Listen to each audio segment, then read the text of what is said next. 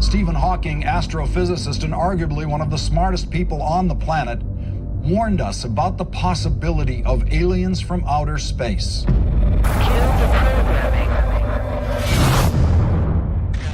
Hawking says that if extraterrestrials visit us, the outcome might be similar to when Columbus landed in America.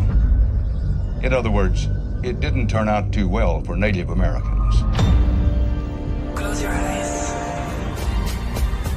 Were you listening to me, Neo? Or were you looking at the dude in the red dress? A dude? Again.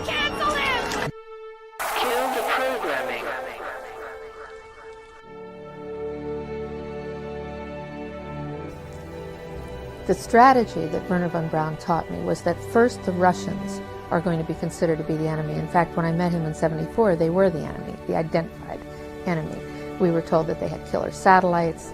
We were told that they were coming to get us and control us, the dirty commies, that whole story. First, the Russians were the enemy against whom we're going to build space-based weapons. Then terrorists would be identified, and that was soon to follow.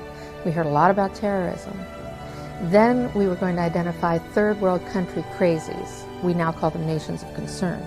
But he said that would be the third enemy against whom we would be needing to build space-based weapons. And the next enemy was asteroids. Now at this point, he kind of chuckled the first time he said it. Asteroids, against asteroids, we're going to build space-based weapons. So it was funny then. And the funniest one of all was against what he called aliens, extraterrestrials. That would be the final card. And over and over and over, during the 4 years that I knew him and was giving his speeches for him, he would bring up that last card. And remember, Carol, the last card is the alien card. We're going to have to build space-based weapons against aliens. And all of it, he said, is a lie.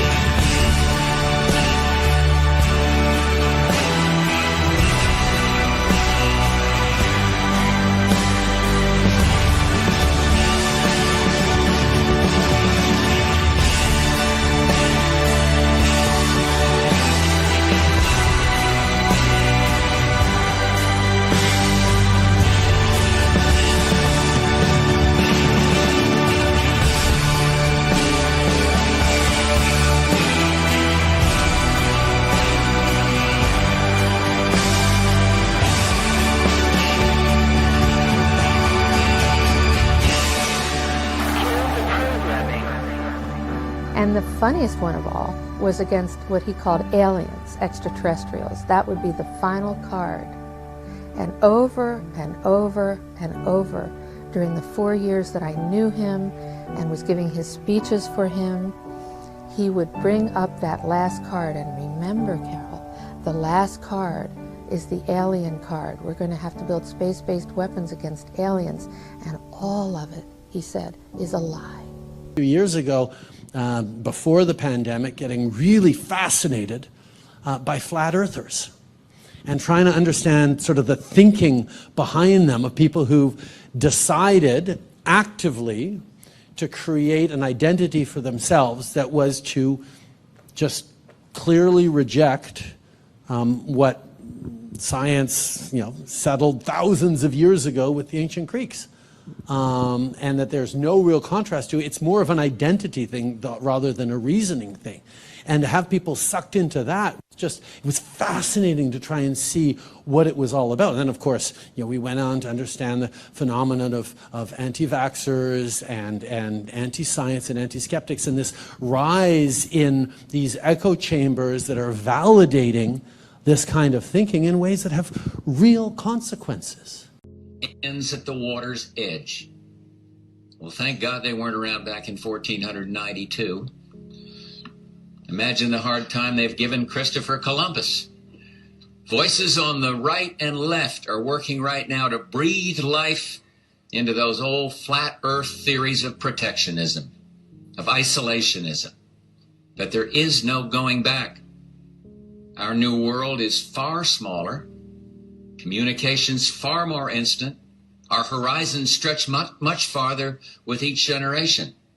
This is 1991, not 1791. Horse and buggy attitude won't carry us into the next century. And we will knock down barriers wherever we find them, to open markets, for instance, for our computer software, movies, books, and pharmaceuticals. We will fight hard against protectionism, both at home and abroad. And 5 centuries ago, a man of courage and vision set sail from Europe, searching for new trade routes and opportunities. And he defied the timid counsel of those who said the earth was flat. Christopher Columbus's voyage to the Americas transformed human history. Columbus was an entrepreneur, and the risk he took 500 years ago continues to pay off abundantly today.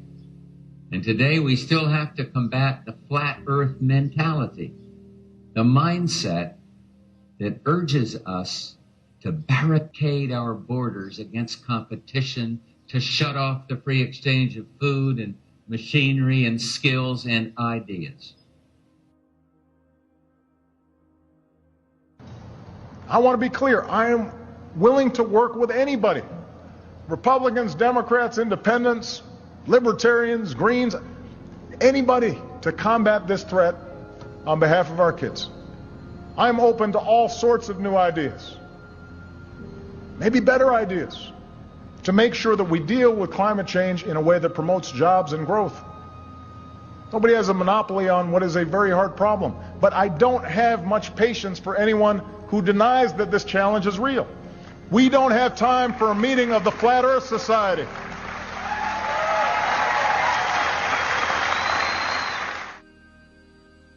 If I say that the world is round and someone else says it's flat,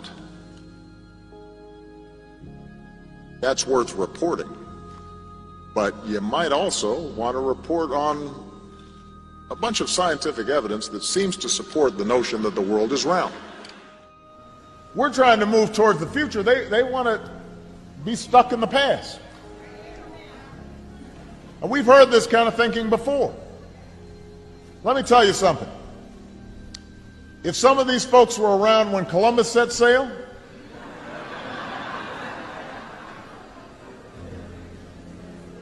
they must have been founding members of the Flat Earth Society. They would not have believed that the world was round. I got fascinated with the idea of flat earthers. Now, this is an entirely new phenomenon. There wasn't really any moment back in recorded history, not the ancient Greeks or the ancient Babylonians or the Incas or whoever else, who actually wondered whether the earth was actually flat or not. And Christopher Columbus, they knew the earth was round. There was no danger he was going to fall off the edge of the world. That wasn't what people worried about when he was setting off to discover the Americas or discover a shortcut to India. But recently, over the past few years, a whole bunch of people have decided that the world is flat. Now, everything we know about science, from the people we've sent to the moon, to the photos we've taken from space, to how we explain day versus night and seasons, we know that the Earth is round. But there are a whole bunch of people out there who have decided that the Earth is flat. The idea that the Earth is a flat disk or plane first comes from most ancient civilizations, including Egypt and Greece. Most of the ancient cultures believed that the Earth was flat. The same ancient cultures that built the pyramids and seem to have more knowledge about our world and universe than we do today. They believe rising sea levels don't matter because in their view the extra water is just going to spill out over the sides of a flat Earth, of a flat Earth, of a flat Earth, of a flat Earth, of a flat Earth, flat Earth, flat Earth, flat Earth, Earth. You don't need to be a scientist. You don't need to be a scientist. You don't need to be a scientist to know that the Earth is round. To know that the Earth is round, to know that the Earth is round, that the sun rises in the east and sets in the west, and that gravity is the reason that objects fall to the ground. You could pick 100 different examples of simple things that happen every day that reflect science.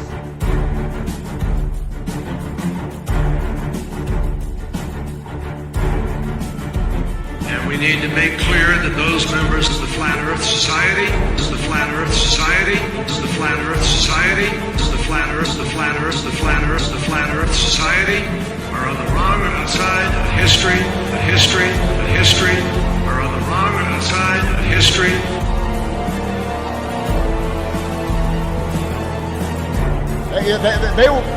They must have been founding members of the Flat Earth Society, Flat Earth Society, Flat Earth Society, Flat Earth Society. They would not have believed that the world was round. We don't have time for a meeting of the Flat Earth Society, Flat Earth Society, Flat Earth Society, Flat Earth Society. My friends, these people are so out of touch with science. You don't need to be a scientist to know that the Earth is round.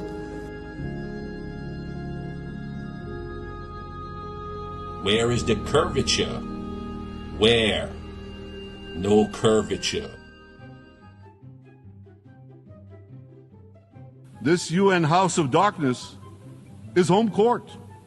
They know that in this swamp of anti-Semitic bile, there's an automatic majority willing to demonize the Jewish state on anything.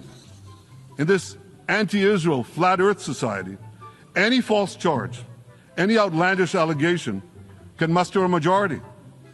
In this anti-Israel Flat Earth Society,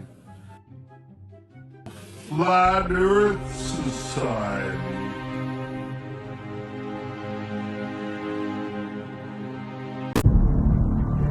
there is one level Earth question that is often used as a defense mechanism by stubborn globe defenders.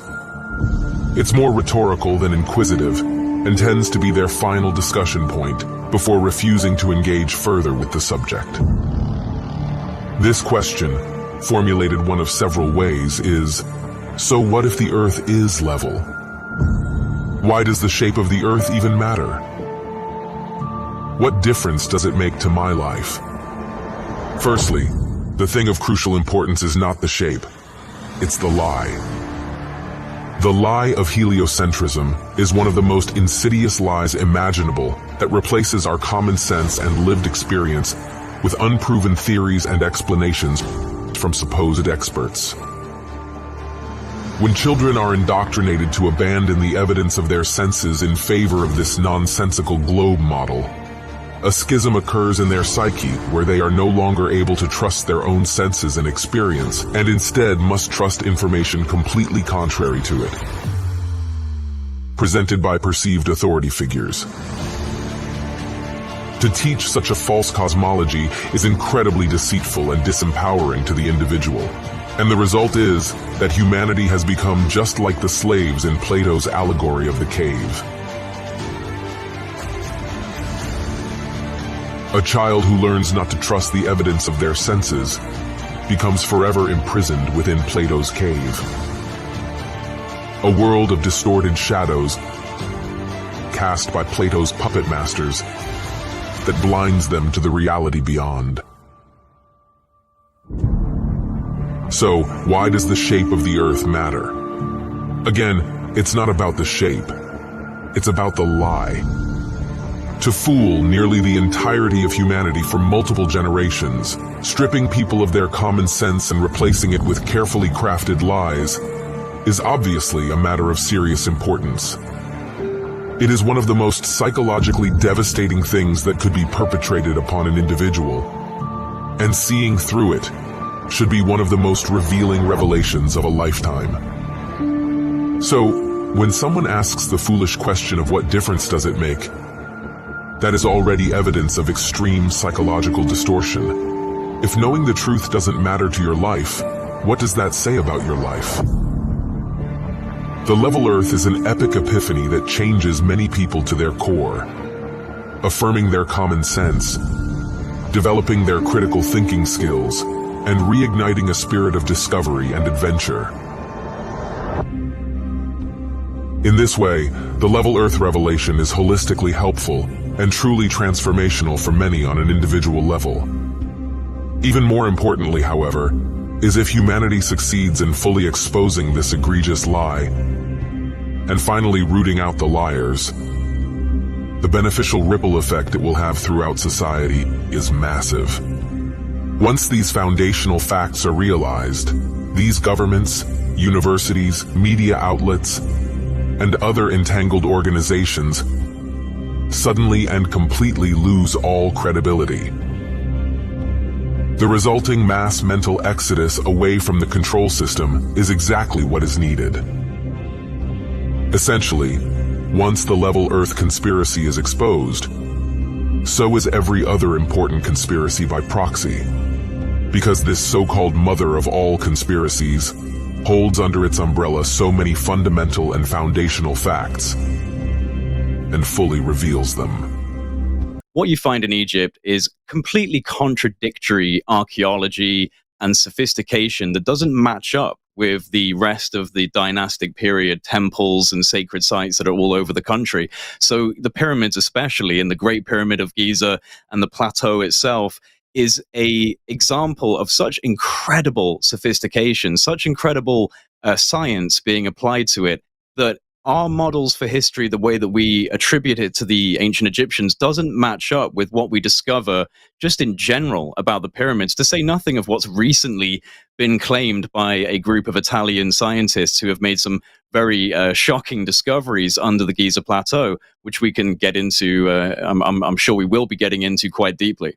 Well, I'm just curious why the mainstream, what do they call themselves?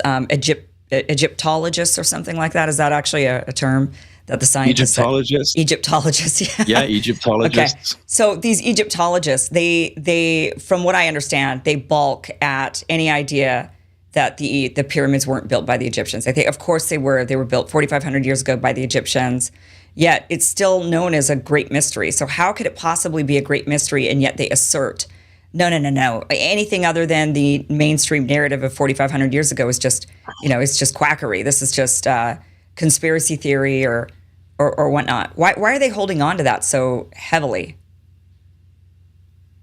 Well, a lot of it, I think, comes down to something that we see echoed through history, whether you're looking at theology or you're looking at history and archaeology or science, is that you get a status quo, an entrenched status quo, a dogma, a model, a way of explaining things, and the majority will adhere to that model. It's got enough satisfactory ticks on the box. It kind of rounds the edges enough, and we can be satisfied with that. So a lot of the time, think of people like Galileo, who were jailed and thrown away for their incredibly ostentatious claims about the Earth. And this has happened throughout time. We've burned heretics for going against what we believe to be the way that the world works, and it's no different now. And I think that a lot of it does come down to this kind of dogmatism.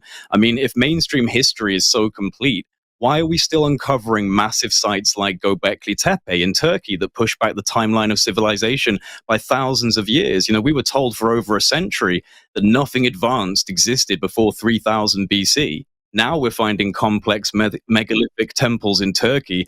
They date back to 9,600 BC. So again, with the Egyptologists, I think there's a very entrenched status quo in relationship to the region and the culture, and attributing it to the dynastic Egyptians. But the dynastic Egyptians did not write about the pyramids. They did not create iconography of the pyramids. And one of the things that's very noticeable, and I've traveled through Egypt, I've been to many of these different places. One of the things that's very noticeable, if you go to the Valley of the Kings or the Valley of the Queens, where many of these pharaohs were buried and many of these, regal royal members of the Egyptian dynasties were buried, the tombs are absolutely adorned in hieroglyphs and motifs and gold and calligraphy, and it's beautiful and awe-inspiring.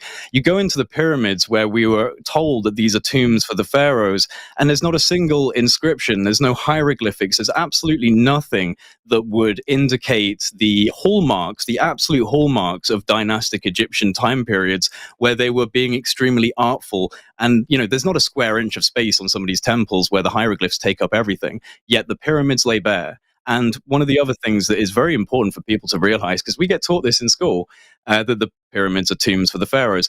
Not one single mummy has ever, I repeat, ever been recovered from inside any, I repeat, any pyramids in Egypt.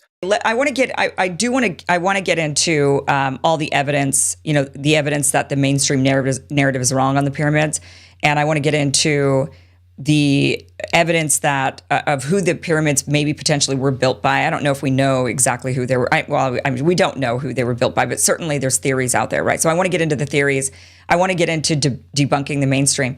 Apparently, these people woke up one day and were able to construct multi-ton stone, precision-aligned megalithic buildings that are, tuned to the solstices and the equinoxes with exact clarity and are on cardinal north directions to magnitudes that would require satellite imagery, if we're being completely honest. When you look at the Great Pyramid of Giza, it sits on exact meridian north, which really you need to be able to flatten the earth out into a square and be able to map it out to get the complete true alignment of north to the precision of accuracy that the Great Pyramid of Giza has it. So again, it's a global phenomena that I've been absolutely fascinated by. That's why I recently went to Malta, which has actually got the largest concentration of prehistoric sites in the world. It's only a small island, couple of islands, like an archipelago just off the coast of Sicily. And it's just this concentrated network of tunneled, complex temples and above ground megalithic temples, all attributed to lost people. We have no idea who built these. This is all before it's all before history. This is prehistory, before written word, before we had any sort of idea what was going on. And yet it's more advanced than many of the cultures that went forward from there. What does that say? Yeah. Okay, so let's talk about some of the main points of contention that the mainstream narrative is wrong. So give us kind of a rundown of, like you already sort of did with the Sphinx and the water erosion around it. There's a variety of things that point to, okay, guys, and the lack of bodies in the tombs, in the so-called tombs, right? What are some of the other things that you could point at that are like, okay, this doesn't add up, and you people are just buying a narrative and you're going with it, but here's all the things that don't add up. Kind of give us a rundown of some of those things. Well, I mean, another really good one is where some of these stones came from on the Giza Plateau that built the pyramids and, were used to construct the pyramids. First of all, we're talking multi-ton stones anyway, but many of them came from the Aswan Quarry, which is roughly 500 miles away from the Giza Plateau. And this is meant to have been done before the wheel was invented. So, how did they get multi-ton stones 500 miles across rough terrain? It's not like we're talking roads here. We're talking rough terrain of the Egyptian deserts and the rising hills over to the Giza Plateau. That's another issue. They don't have a good explanation for this. And, you go to Aswan Quarry, which is a brilliant place to go because there's actually a half-finished obelisk, this gigantic one. It would have been, I believe it would have been either the second largest or the largest obelisk if it got completed, but it's got a crack running through it. Obviously something happened and it broke and they just left it. So it's half dug out of the quarry, this huge obelisk. But when you go to this quarry, the obelisk itself has these very strange scoop marks around it, all around it. The rock is smoothly scooped away, and a lot of Egyptologists, alternative Egyptologists, and even some mainstream ones have admitted begrudgingly that there's not really a good explanation for this. It almost looks like the stone has been scooped away with like it was made out of ice cream, like it was softened somehow. But we're talking rose quartz granite, an extremely, extremely tough form of stone. On the measurement of different type of like hardness of stone, I think it's like a 0.7 on the MOH scale. I can't remember what that stands for, but that's the grading of stone. And it's an extremely hard stone. And this is meant to be before, steel and iron. This is bronze, copper tools that they were supposed to have been using, which would easily bend and break when hitting this granite. In the Aswan Quarry, you also have tunnels, like these literal vertical tunnels. I can send you some images if you want to include it, because I put it on X recently. Just like, we all talk about this obelisk that's amazing, but what about these vertical shafts that are going down into the granite, like boreholes, like giant boring holes? Absolutely no explanation for them whatsoever. And I think, again, one of the points of contention to highlight in terms of what the mainstream says about this, when you go to the Aswan Quarry, if you ever go, you have to sit through a little educational video at the beginning. It's one of the funniest things I've ever seen in my life, Kim. You're sitting in this dark little room and this little television comes on and it tells you about the Aswan Quarry and how they mined these amazing obelisks out of the ground. And apparently what they did is they got these hard diorite stones and they hit them against the granite. So it was just them smashing stones against stones repeatedly over time that managed to get these incredible precision-engineered obelisks that are complete 90-degree angled and completely you've seen the Egyptian obelisks. Everyone's seen these Egyptian obelisks, these big spears pointing up into the sky. They apparently got mined out of the ground with stones, just smashing stones against stones. It's embarrassing when you go there and you try it yourself and you see how ridiculous it is that they even try and put that forward as a narrative. But yeah, so there are a lot of contentions, a lot of problems. One last thing I'd highlight is, again, there are many sites in Egypt that do contradict what the dynastic Egyptians were capable of achieving. So the Assyrian in Abydos, that's a region of Egypt called Abydos, very advanced site. It uses the same stone building techniques that we see in Sacsayhuaman in Peru. We see it in Newgrange in Ireland. We see it in Stonehenge. We see this methodology being deployed all over the world, but not by the dynastic Egyptians, by a prehistoric race. Each country that has these types of stone building techniques, it's always attributed to a lost race, to a lost civilization. I could rattle on for a while, so I will be quiet in a minute, but I will say one last thing because I think it kind of ties on to that, is this is another thing with the Western academia and Western historians and mainstream archaeology. So in Peru, you have this incredible site called Sacsayhuaman. And it is this multi-ton stone building project where you have these huge stones fitted together like jigsaw puzzle pieces. No mortar, no binding agent, just they fit together. You can't put a razor blade between them. It's one of the most incredible prehistoric sites in the world. Well, I say it's prehistoric, but the Western cultures, the Western historians will attribute this to the Incas, right? To the civilization of the Incas. But the indigenous stories that come from this area, from the very people that we attribute it to another race, attribute it to a lost civilization. They say that it was far older than their Inca civilization and that they found it and they built around it. And there's evidence that they did build around it and added some less advanced structural integrity to it. But again, it just speaks to the fact that essentially what happened here is Western historians went somewhere, said it was the Incas. The people who are now the ancestors of the Incas said it's not the Incas, and we teach our children it's the Incas. Tell me why that's logical. What evidence do they have for this? So that's why we have serious problems with mainstream history, because we have assumptions that it's so methodically thought out. They've really done the work. But in all honesty, with these things that contradict the model, that's what's important. When it's something that's a thorn in the side, it doesn't matter if it's explainable. They'll do all the really good work. They'll do all the really good analysis. But when it's not explainable, they just go, oh, it must have been the Incas. Oh, it must have been the Egyptians. Oh, it must have been the ancient Greek. But they don't actually examine the evidence that contradicts that. Yeah. So they're not willing to say, oh, it actually turns out that the earth revolves around the sun and not the other way around. Like they're not willing to actually have that moment of maybe we're just wrong. Everybody, 99.99% of the population of this world is under the belief that they live in a infinite universe with ever-expanding galaxies. They're under the belief that they themselves evolved over billions of years from a single-celled amoeba.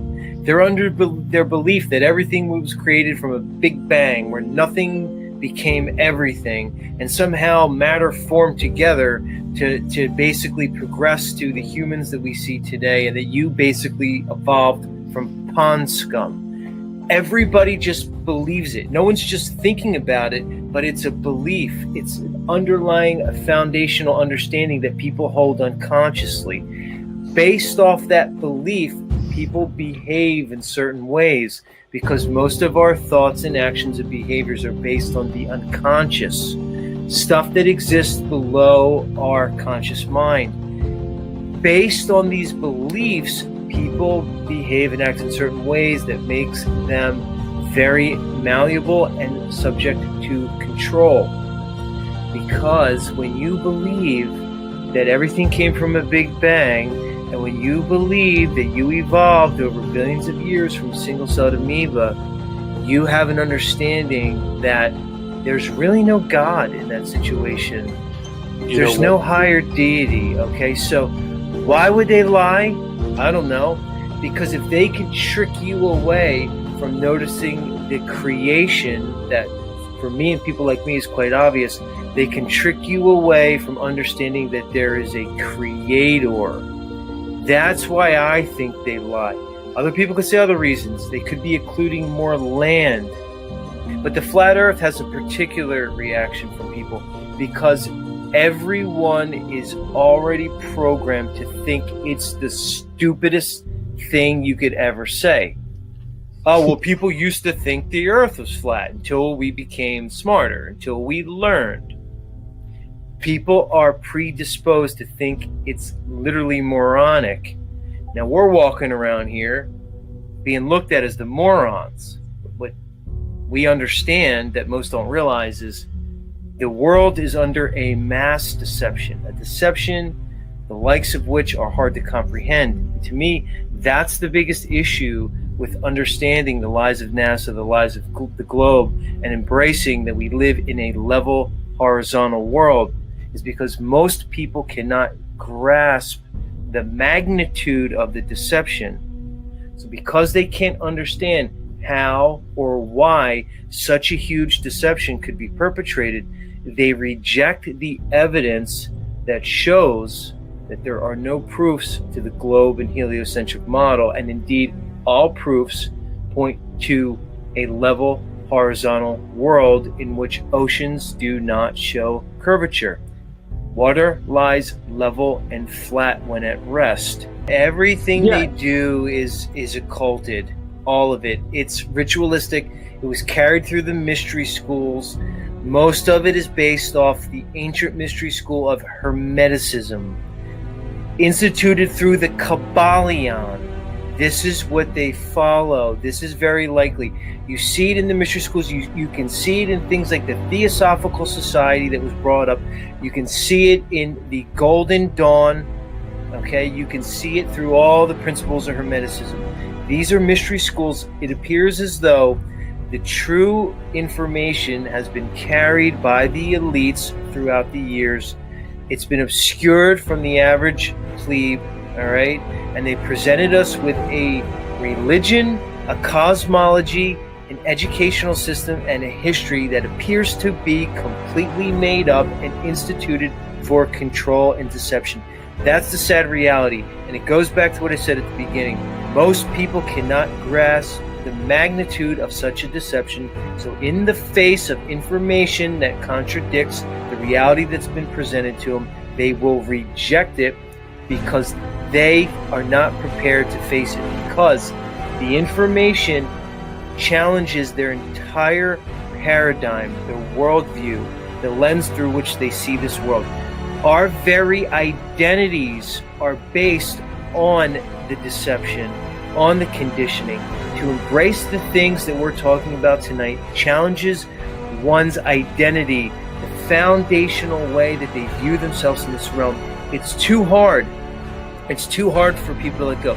So they will abandon logic and they will emotionally cling to the fantasy that's created for them, because the consequences of opening oneself up to the truth is too difficult for almost everybody. It's proclaimed by the so-called authorities, and it's placed into our consciousness from the earliest age that we can even view anything.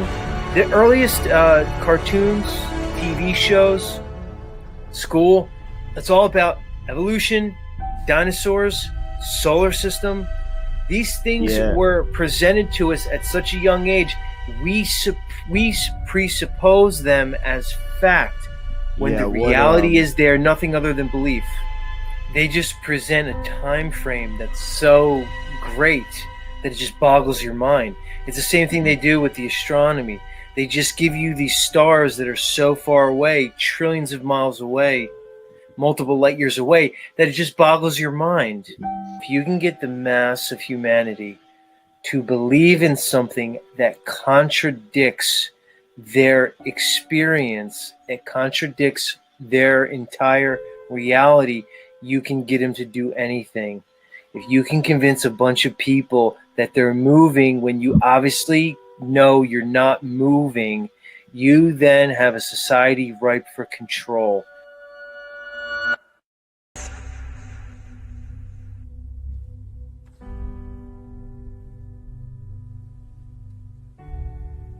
This foundational belief that we all live on a spinning ball Earth makes way for our big government god to be worshipped as a false idol, then forced into paying tribute to that very system that keeps us all unknowingly brainwashed. Led to believe, from schools, that intelligence rests upon accepting, absorbing, and regurgitating information presented, confirming successful programming installation. So brainwashed, trusting, and dependent upon our educational systems, parents, being products of that same system, eagerly offer up their children's minds for programming shortly after their arrival on Earth, with the message, to resist is not only futile, but insane. The population is harshly punished into submission until accepting the programming one way or the other. The opposite truth is you're left with two choices. You can be true to yourself, ask questions, find real answers, and break free from your programming, spread the truth about Earth far and wide at the risk of being ostracized, knowing that when attempts to expose the flat Earth to programmed, controlled minds are made, they'll vehemently resist. Programmed so well to know what they think they know as undeniable truth about the Earth, Moon, stars, and Sun, that even if they could question their programming, they're unable to see any benefit for them to do so because they're perfectly happy in experiencing comfort and contentment while unknowingly on a path to extinction. Or, 2, you can be true to yourself, ask questions, find real answers, and break free from your programming. Seek out truth and meaning of our existence for yourself only, sharing with a select few that may be ready and or deserving enough to begin to be deprogrammed, knowing that those who walk amongst you are mostly, hopelessly, brainwashed, with many doomed to ultimate life's failure, and living your life, continuing to seek paths to the truth about our Earth and Creator, while being a creator yourself by having as many children as you can support, teaching them to rise above all the lies, distractions, and temptations of consumer gluttony. I guess one of the biggest dilemmas is what, when, and how do you tell your children? When and if you hopefully seek out the truth about the very ground we walk on? Do you tell your children all of what they're learning in school is BS, and while attending school to do it in a mode of suspension of disbelief? Do you withdraw them from school to homeschool them, knowing it will not prepare them for the world of deception we live in? Do you advise them to listen even more carefully in absorbing the programming entirely, and maybe, just maybe, they can become an astronaut, if they have the right stuff, selected for a possible upcoming mission to Mars, for a starring acting role, playing the part of a pathological liar? Do you flat out tell them the flat out truth about our flat Earth, and that they have been under mind control, with everything they have been told, have learned, and will be taught are lies intent on keeping them from reproducing? Will they even believe you? That, my friends, is all up to you to handle and figure out. It brings tears to my eyes that life is nothing like we have been led to believe. Those in control of our minds have convinced us that we all live on a painting of a spinning ball. It's been said, the bigger the lie, the easier it is to believe. Sadly, believing the biggest lie ever told in all of human history has resulted in the masses' total loss of control of their mind, body, and spirit, a loss so complete that many will never even realize they have lost it. Wake up, wake up, wake up.